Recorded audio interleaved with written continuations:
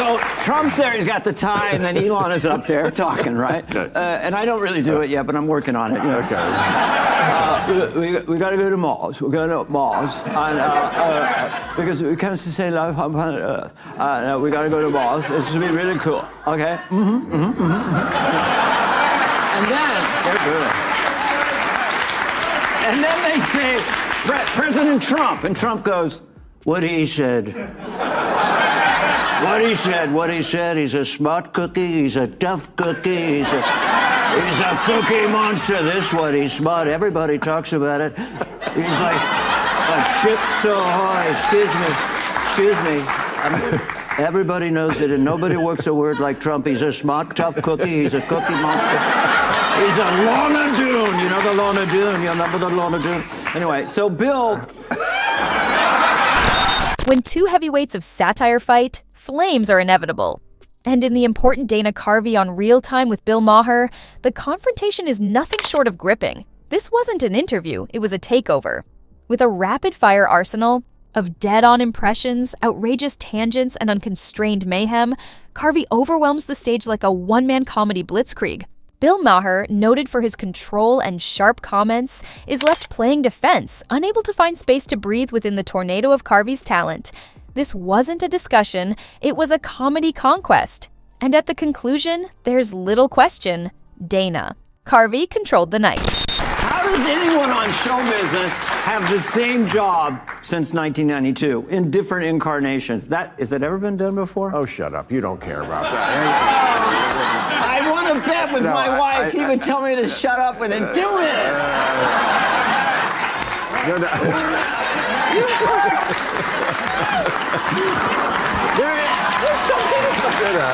There's something about you that I want to just hug. There's a kind of a guy that has a vulnerability that's... Anyway, we'll talk later. No, this is why hosts feel so superfluous when you are on. Not at all. I can run through the stuff, or I could be very serious. No, what do you want? Wind me up. No, you don't dare. Just keep... Bobby Kennedy Jr. Oh.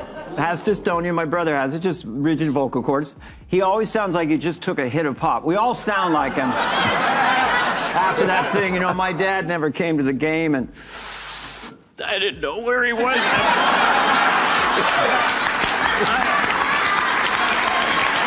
We all do that. The pharmaceutical company said the big egg. I think he's really smart. It's just he needs a JFK AI to interpret. We will attack the big pharma when we need to.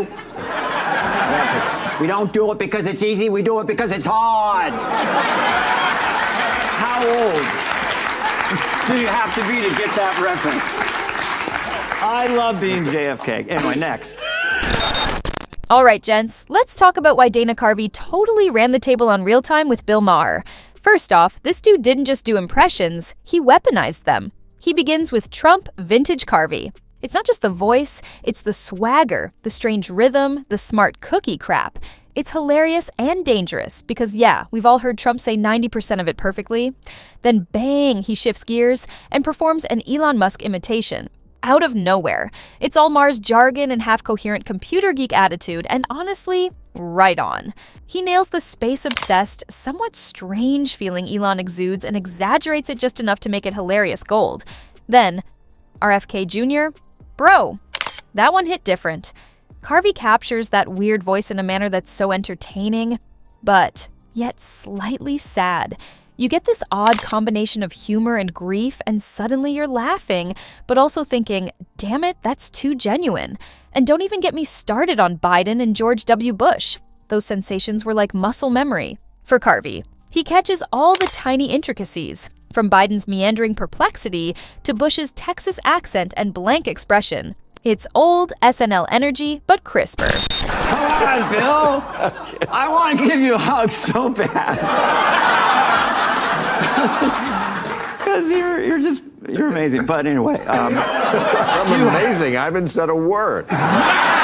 How could I be? That You're is amazing. amazing. No, You're go amazing. ahead. No. I've been in the clubhouse. Yes, you've been on the club. And you were on our podcast, and yes, now we're and here. didn't you just win an award? Whoops.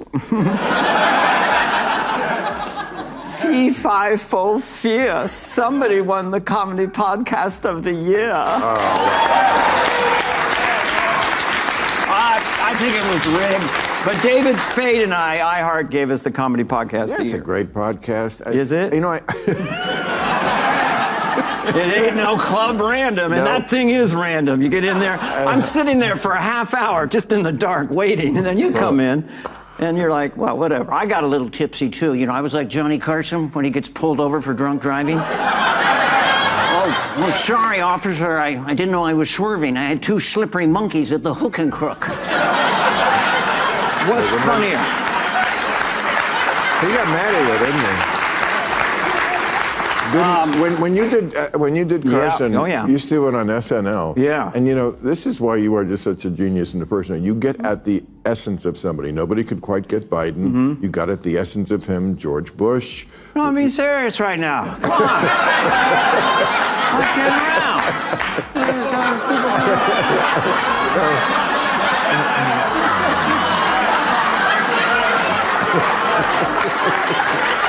You know when he itches his face? When they would work Biden way too hard, at the end of the day, he'd be wandering around, yeah, that's the people goes there. And he would sit and be like, where's that?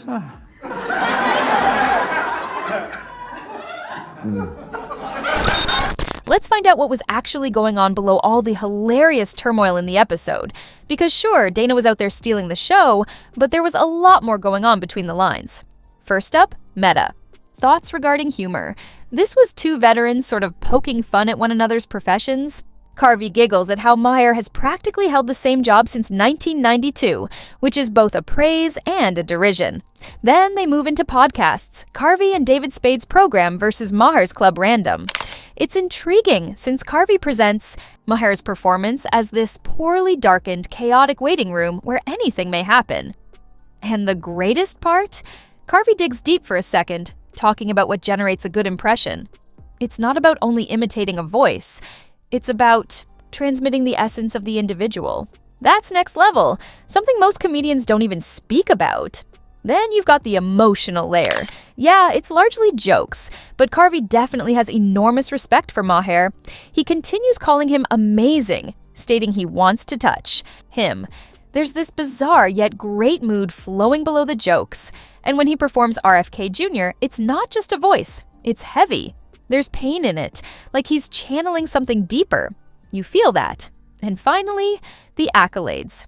Quick moment, but worth noticing. Carvey and Spade earned an iHeartRadio award for their podcast. It's this subtle tribute to how comedy is evolving, how podcasts are becoming the new comedy stages.